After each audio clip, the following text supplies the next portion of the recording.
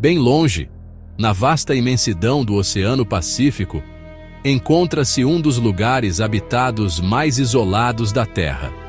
Este é a Ilha de Páscoa, conhecida por seu povo nativo como Rapa Nui. É um pequeno triângulo de rocha vulcânica, a milhares de quilômetros do continente mais próximo. Ainda assim, essa ilha remota abriga um dos mistérios mais profundos e duradouros da humanidade. É a terra dos Moai, gigantescas estátuas de pedra que vigiam a paisagem há séculos. Essas figuras silenciosas são um testemunho de uma civilização notável que atingiu alturas incríveis de engenhosidade e arte antes de enfrentar um declínio dramático e enigmático. Seus rostos estoicos parecem guardar os segredos de seus criadores, um povo que realizou o impossível nesse posto avançado solitário. Os primeiros visitantes europeus, que chegaram em 1722, ficaram completamente atônitos com o que encontraram. Como uma população pequena, aparentemente primitiva, vivendo em uma ilha com pouquíssimas árvores, teria criado e movido figuras tão colossais. Algumas dessas estátuas pesam até 80 toneladas e têm mais de 10 metros de altura. Essa questão fascina exploradores, arqueólogos e historiadores desde então. Os Moai de Rapa Nui não são apenas artefatos arqueológicos. Eles são símbolo da ambição humana, da criatividade e da relação complexa que temos com o meio ambiente. Sua presença levanta perguntas fundamentais sobre os limites da realização humana e a fragilidade da própria civilização, tornando essa pequena ilha um microcosmo da história do nosso planeta. Compreender a história dos Moai exige que a gente viaje no tempo, imaginando essa ilha não como a paisagem árida que vemos hoje, mas como um paraíso exuberante e florestado. Os ancestrais do povo Rapa Nui chegaram aqui de canoa por volta do século XII, trazendo consigo uma rica cultura polinésia. Por centenas de anos, sua sociedade prosperou no isolamento. Eles desenvolveram uma estrutura social única, um sistema de crenças complexo e uma paixão pela arquitetura monumental que definiria seu legado. Os Moai foram a expressão máxima dessa energia cultural, um projeto que consumiria gerações e, no fim, moldaria o destino de toda a população da ilha de maneiras que eles jamais poderiam prever. Hoje, ao nos depararmos com esses gigantes de pedra, somos tomados por um sentimento de admiração e profunda curiosidade. Eles são mais do que simples estátuas, são contadores de histórias silenciosos. Cada um representa um ancestral, um chefe, uma ligação entre o mundo terreno e o espiritual.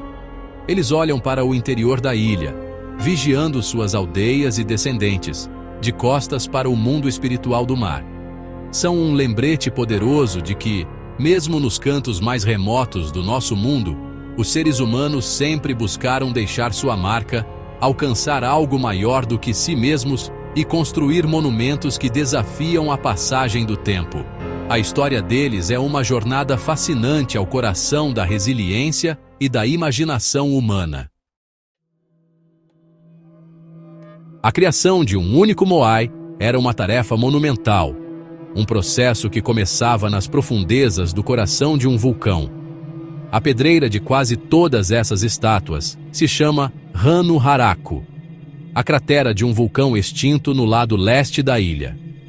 A pedra ali é o tufo, uma cinza vulcânica comprimida que é relativamente macia quando recém-exposta, tornando-a ideal para esculpir com as ferramentas simples que os Rapa Nui possuíam. Usando enxós de basalto, conhecidas como toque, equipes de artesãos habilidosos iam lascando a face da rocha. Eles trabalhavam por meses, às vezes anos, para libertar uma única estátua de seu berço de pedra, um verdadeiro testemunho de sua paciência e dedicação ao ofício. A aparência dos Moai é altamente estilizada e imediatamente reconhecível. Eles têm cabeças alongadas, sobrancelhas marcantes, narizes longos e lábios finos e comprimidos. Seus corpos geralmente são truncados, terminando no torso, e as mãos são delicadamente esculpidas, repousando sobre o abdômen. Originalmente, essas estátuas não eram as figuras de olhos vazios que vemos hoje. Suas órbitas eram talhadas para receber olhos incrustados de coral branco e escória vermelha, que só eram colocados quando a estátua era erguida em sua plataforma cerimonial, ou Ahu. Esse ato final era considerado o momento em que a estátua ganhava vida, recebendo o poder espiritual, ou mana, do ancestral que representava. Caminhar pela pedreira de Rano Haraku é uma experiência estranha e fascinante. É como um ateliê congelado no tempo. Quase 400 estátuas permanecem ali em diferentes estágios de conclusão. Algumas são apenas contornos suaves na rocha, enquanto outras estão totalmente esculpidas, aparentemente prontas para sua jornada. Uma jornada que nunca foi concluída. Uma figura gigante, conhecida como El Gigante, permanece inacabada na pedreira. Se tivesse sido finalizada e erguida, teria mais de 20 metros de altura e pesaria em torno de 270 toneladas. Essas figuras abandonadas oferecem pistas valiosas sobre o processo de escultura, mas também sinalizam um momento de crise, uma época em que a grande era da construção de estátuas chegou a um fim repentino e misterioso. A escala dessa operação é realmente difícil de compreender. O povo Rapa Nui não tinha ferramentas de metal, rodas ou grandes animais para ajudar. Cada lasca de pedra era retirada à mão, e toda a sua energia criativa era investida nesses retratos ancestrais. A organização social necessária para extrair, esculpir e transportar esses gigantes devia ser imensa. Envolvia coordenar grandes grupos de trabalhadores, garantir alimento e água, e manter um propósito cultural compartilhado por muitas gerações. Os Moai não são apenas feitos de engenharia. São monumentos de uma sociedade altamente organizada e profundamente espiritual, capaz de unir sua vontade coletiva para alcançar o extraordinário. Uma vez que um Moai era liberado da rocha de Rano Haraku, os Rapa Nui enfrentavam um desafio ainda maior: como transportar esses gigantes de várias toneladas por quilômetros de terreno acidentado até suas plataformas Ahu, ao longo da costa. Essa questão tem sido objeto de debates intensos entre pesquisadores há décadas, gerando inúmeras teorias e experimentos fascinantes. As tradições orais da ilha falam das estátuas caminhando até seus destinos. Por muito tempo, isso foi visto apenas como lenda, mas pesquisas recentes sugerem que pode estar aí a chave para entender o método de transporte. A ideia é que as estátuas eram movidas na posição vertical. Uma teoria bastante conhecida, defendida pelos arqueólogos Terry Hunt e Carl Lippo, propõe que as estátuas realmente caminhavam em pé. Usando cordas amarradas à cabeça e balançando a estátua de um lado para o outro, um grupo de pessoas poderia fazê-la avançar, como se estivesse movendo uma geladeira pesada. A base larga, em formato de D, de muitos Moai, os tornava instáveis e mais fáceis de balançar, enquanto a inclinação para frente ajudava no impulso a cada passo. Esse método exigiria uma equipe relativamente pequena e explicaria as lendas do caminhar transmitidas de geração em geração. Experimentos recentes mostraram que esse método é plausível, provando que um pequeno grupo pode realmente fazer um Moai réplica andar. Outra teoria popular, defendida por pesquisadores como Thor Heyerdahl, sugere que as estátuas eram transportadas deitadas, de costas ou de barriga para baixo. Elas seriam colocadas em trenós de madeira, talvez com roletes, e puxadas por grandes equipes usando cordas feitas das fibras da antiga e abundante árvore hau da ilha. Esse método parece mais estável e direto, mas traz seus próprios desafios. Exigiria uma quantidade enorme de madeira para trenós e roletes, um recurso que foi se tornando cada vez mais escasso na ilha. Evidências de antigos caminhos na ilha podem apoiar ambas as teorias, já que uma trilha limpa seria necessária tanto para caminhar quanto para arrastar. O debate entre essas teorias concorrentes destaca a engenhosidade do povo Rapa Nui. Qualquer que tenha sido o método utilizado, ou talvez uma combinação dos dois, foi uma façanha de engenharia impressionante. A logística de mover centenas de estátuas, algumas por distâncias de até 18 quilômetros, sem tecnologia moderna, é realmente de deixar qualquer um perplexo. Isso exigiu não só um profundo entendimento de física e mecânica, mas também um incrível nível de cooperação social. A grande migração dos Moai foi um esforço coletivo que uniu os clãs da ilha em um propósito sagrado compartilhado, transformando a própria paisagem de seu lar nesse processo. Os Moai eram muito mais do que impressionantes esculturas de pedra. Eles eram o coração pulsante da cultura e da espiritualidade de Rapa Nui. Cada estátua era considerada uma representação de um ancestral divinizado, um chefe de clã poderoso ou um respeitado líder familiar. Os Rapa Nui acreditavam que os espíritos de seus antepassados cuidavam deles, protegendo as aldeias, garantindo solos férteis e trazendo boa sorte. Ao esculpir esses retratos e colocá-los nas plataformas Zahu, o povo criava um elo físico com o mundo espiritual. Os Moai eram canais para a humana, o poder sagrado que se acreditava fluir dos deuses para os chefes e, por meio deles, para o povo e para a própria terra. A posição das estátuas tem um significado profundo. Sem exceção, os Moai das plataformas costeiras Zahu ficam de costas para o mar, olhando para as aldeias que foram construídos para proteger. Eles não eram ídolos a serem adorados, mas sim guardiões que vigiavam seus descendentes. Sua presença imponente era um lembrete constante da linhagem, da herança e das obrigações sociais que mantinham a comunidade unida.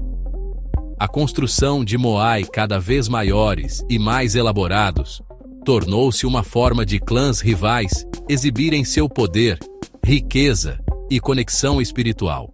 Esse impulso competitivo provavelmente alimentou a incrível escala de produção de estátuas que definiu a história da ilha por vários séculos. No topo da cabeça de alguns Moai, é possível encontrar grandes coques de pedra cilíndricos conhecidos como pukao. Eles eram esculpidos em um tipo diferente de rocha, uma escória vermelha clara, extraída de um vulcão separado chamado Punapau. Esses pukao são considerados uma representação do tradicional coque, usado pelos homens de alta posição de Rapa Nui. Acrescentar um pukao ao Moai era um feito adicional de engenharia e um desenvolvimento mais recente na tradição de construção de estátuas, significando ainda mais prestígio e status para o clã que o erguia. Esse adorno realçava ainda mais a aparência viva da estátua e seu papel como figura ancestral poderosa. A vida espiritual dos Rapa Nui estava, portanto, entrelaçada com o próprio tecido da paisagem. As pedreiras eram espaços sagrados. As estradas por onde as estátuas viajavam eram caminhos rituais, e as plataformas Zahu eram centros de cerimônia e vida social. O ato de esculpir, transportar e erguer um Moai era uma tarefa profundamente religiosa, unindo a comunidade em um propósito comum. Esses gigantes de pedra eram o ponto focal da sociedade, incorporando sua história, suas crenças e sua identidade. Por meio dos Moai, o povo Rapa Nui mantinha uma conexão tangível com o passado e garantia o bem-estar espiritual do futuro, um elo poderoso entre as gerações. A era dourada da construção dos Moai não poderia durar para sempre. Em algum momento do século XVII, a sociedade Rapa Nui passou por uma mudança dramática e catastrófica. A própria atividade que definia sua cultura, a construção dos Moai, acredita-se que tenha contribuído para sua queda. A enorme demanda por madeira para criar cordas, trenós e alavancas para o transporte das estátuas, além das canoas para pesca, levou ao desmatamento generalizado. Com o desaparecimento das árvores, o solo foi erodido, as colheitas diminuíram e as aves marinhas, uma fonte vital de alimento, perderam seus ninhos. A ilha, que antes era um paraíso subtropical, tornou-se uma pradaria árida e varrida pelo vento. Essa crise ambiental desencadeou um colapso social. Com os recursos escasseando, a competição entre os clãs se intensificou, levando a conflitos armados. O projeto espiritual compartilhado de construir Moai deu lugar a disputas internas. Durante esse período, conhecido como Hirimoa, ou Era do Tombamento das Estátuas, os clãs começaram a profanar os monumentos dos rivais. Quase todos os Moai que ficavam nas plataformas costeiras Ahu foram derrubados, e seus olhos de coral destruídos para simbolicamente despoderá-los. A sociedade voltou-se contra os próprios símbolos de autoridade ancestral que antes a uniam. Quando os europeus chegaram, a civilização Rapa Nui era uma sombra do que já foi, com seu povo vivendo entre os silenciosos e caídos gigantes do passado. A história de Rapa Nui serve como um poderoso alerta. Ela é frequentemente citada como um exemplo clássico de ecocídio, uma sociedade que destruiu seu próprio ambiente em busca de objetivos culturais ou religiosos, levando, no fim das contas, à sua própria ruína. A ilha tornou-se um microcosmo do planeta, um aviso claro sobre as consequências do consumo insustentável de recursos. No entanto, esse relato também é debatido e talvez simplificado demais. Estudos recentes sugerem que a introdução do rato polinésio, que teria comido sementes de árvores e devastado as florestas de palmeiras, pode ter sido um fator significativo junto com a atividade humana.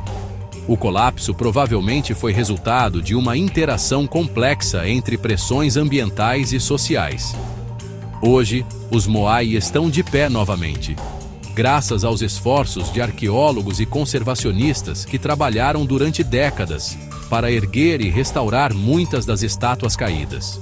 Esses sentinelas silenciosos tornaram-se agora um ícone global, um patrimônio mundial da Unesco, que atrai visitantes de todo o mundo. Eles são um legado poderoso de uma civilização perdida, incorporando tanto o auge da criatividade humana quanto a fragilidade da nossa existência. O mistério duradouro dos Moai continua a nos fascinar, lembrando-nos das incríveis conquistas do povo Rapa Nui e das profundas lições que sua história reserva para toda a humanidade. Seus rostos de pedra observam um mundo transformado, guardando os segredos de um passado notável.